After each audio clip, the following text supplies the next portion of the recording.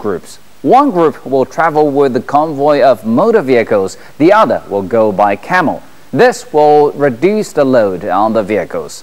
More importantly, if one group gets into difficulties and has to stop, the other will be able to help.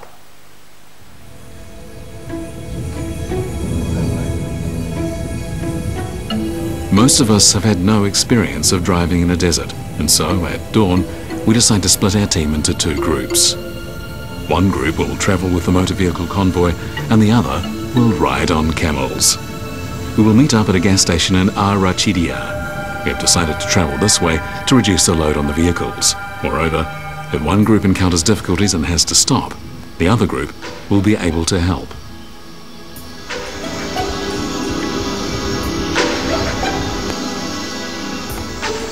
The first dim glow of early morning appears as our lonely-looking 6-camel caravan treks along on the sand in silence. The only thing we can hear is the sound of the camels chewing. The moon that was so bright during the night has disappeared, and the clear sky has been replaced with thick, dark clouds that make an already cold morning even colder. But fortunately, before long, a streak of red appears on the horizon. And in the light of the new day, we feel encouraged.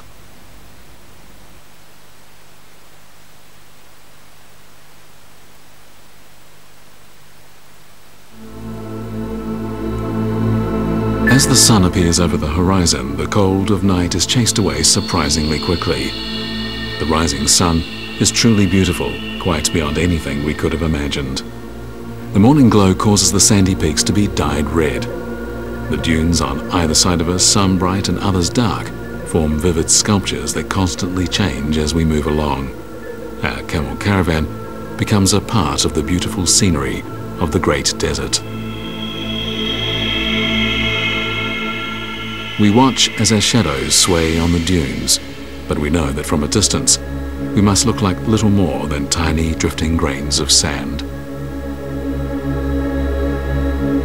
The golden yellow Sahara Desert is literally dazzling, and it's nearly noon. Although it is already winter, the sun looks like a huge fireball above our heads. But perhaps because we're lucky, or perhaps because we haven't penetrated very far into the desert, so far we haven't found the Sahara Desert to be as frightening as we anticipated. We even get the feeling that pleasant surprises lay ahead.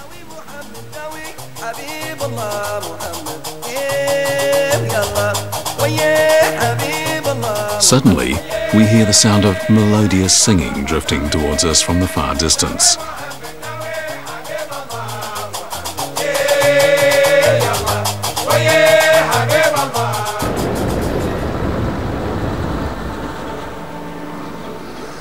The lights of the motor vehicle convoy sway up and down on the road. This road on the edge of the desert, however, has turned out to be nowhere near as difficult as had been anticipated. But the unpredictable can always occur when driving in this world of sand. We don't dare relax for a moment and concentrate fully on driving.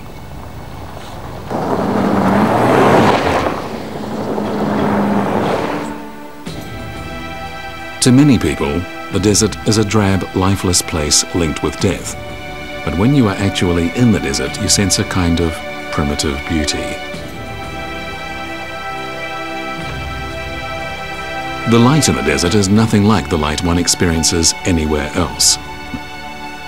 The sunlight in the desert is strong and sharp.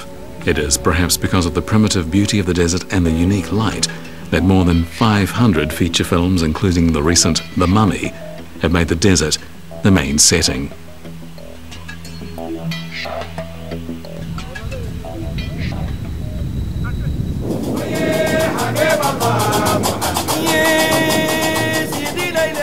We slowly make our way toward the place from which the sound of singing is emanating. We see a group of people dressed in white, apparently celebrating. They're so immersed in the music, they don't pay any attention to anything around them. We find the scene a little strange, so we stop to watch.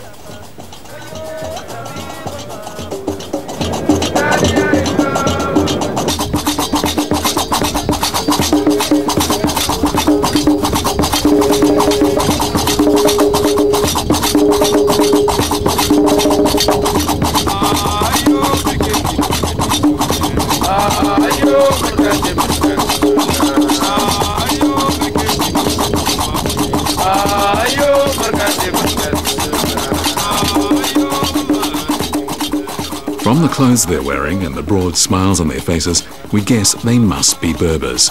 Perhaps only these people who feel no need to compete with the modern world and who still worship nature could play such natural and unrestrained music.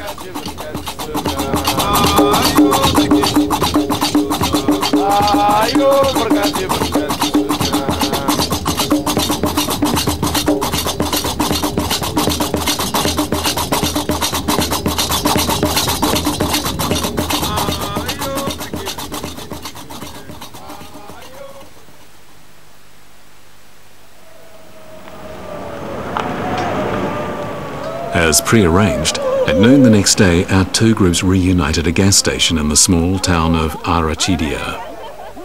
As we embrace, we feel our fatigue lifting.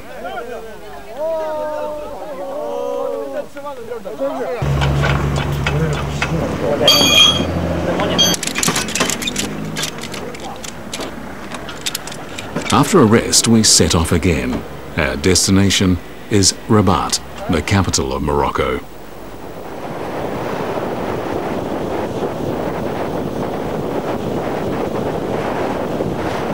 Rabat is situated at the estuary of the Greig Brag River by the Atlantic Ocean. It is the political and cultural centre of Morocco, and it is also one of the nation's most important transportation hubs. The weather in Rabat comes as a pleasant relief. After leaving the desert and arriving in the city by the sea, we feel as if we're in another world.